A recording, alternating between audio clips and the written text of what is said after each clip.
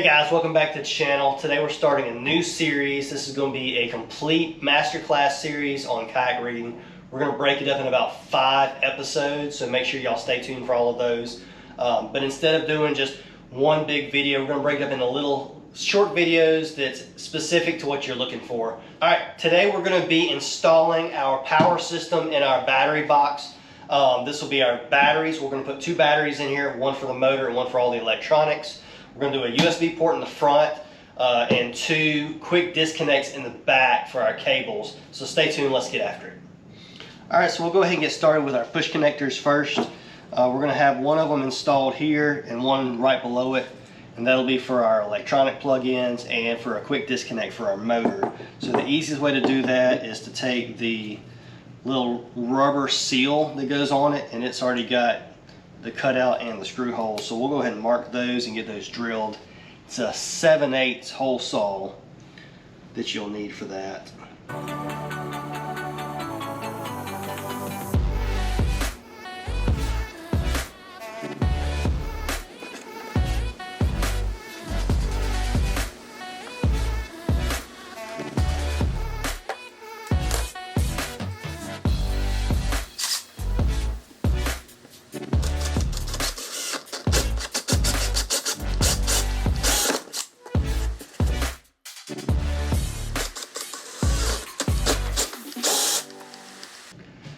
Alright, now that we got our holes, we'll go ahead and put our insert in, get it lined up, and then drill out our holes.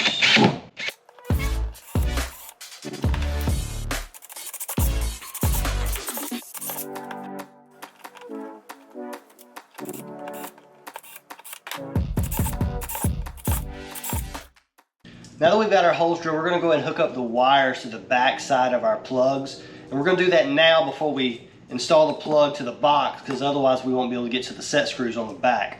Now the top one I'm going to go ahead and hook up for my motor. Now I run a Newport motor, and Newports come with an extra set of pigtails with the battery terminals already connected. So what I've done is I've measured how much room that I need from where my battery terminals are going to be to where this plug's going to be. So we'll go ahead and strip these back and get those installed in here. Alright, now that we got the wires cut, we'll go ahead and get them installed. And this is just an 8-gauge wire that came with the Newport. It is tin coated copper, and if yours didn't come with wire and you have to get it yourself, be sure to get good marine grade wire. The tin coated copper will help you a lot as far as not having to deal with corrosion issues down the road.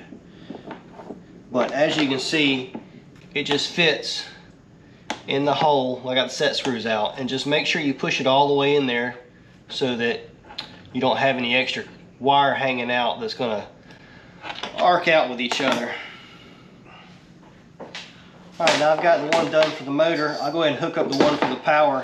And since I've still got some wire left over, I'm going to go ahead and upsize my wire for the other set just because. Alright, now that we've got that finished up, next we're going to install the fused disconnects. I always install these on my wiring. What that allows me to do is if there's an emergency, very quickly I can hit it, or obviously it trips if it overheats.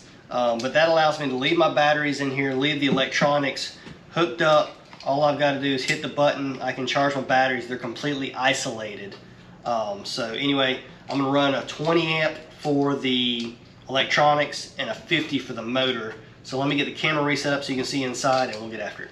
Alright, so we're going to install this on the positive side, and they're pretty simple. Get your wire cut to the right size. You slide your wire through this, through the end cap. It's got a little rubber grommet to keep the rain out. Not that there's no any rain in here. And then you loosen your little set screw, put your wire in, tighten down the set screw, and screw the cap back on. So we'll get that knocked out real quick.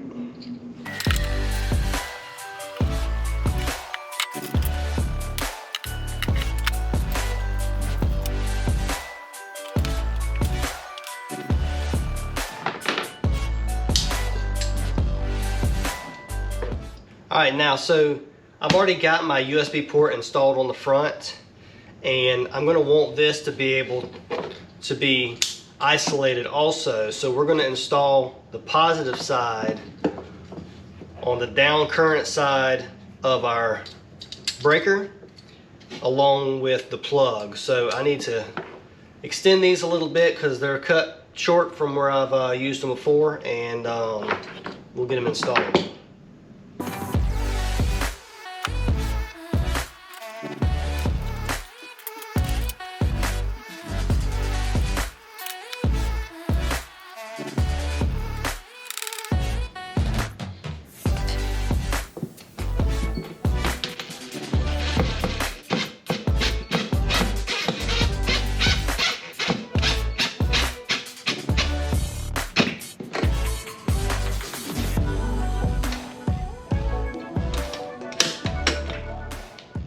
There we go. All right, so as you can see, now we can turn it on, mash the button, quick disconnect. I've got a fuse going to our DC output, and it's connected to the same side as our plug. So it's isolated from the battery, so we're good to go. So now we'll just move this to the side, and we'll go ahead and do the one for our trolling motor. All right, so now that we got that one done, we'll go ahead and do the positive for our trolling motor. And we'll just go ahead and measure where we want to put it. We'll stick it right above this one. So right about there on our wire.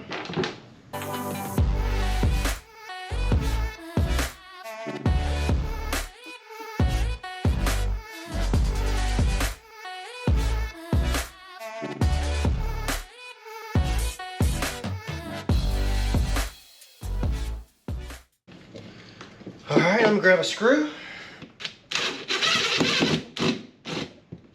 All right, there you have it. We've got both of our switches installed. So now all we got left is install the terminals on the wires that don't have terminals on them yet, and then we are done with our crate. So let's get that knocked out real quick.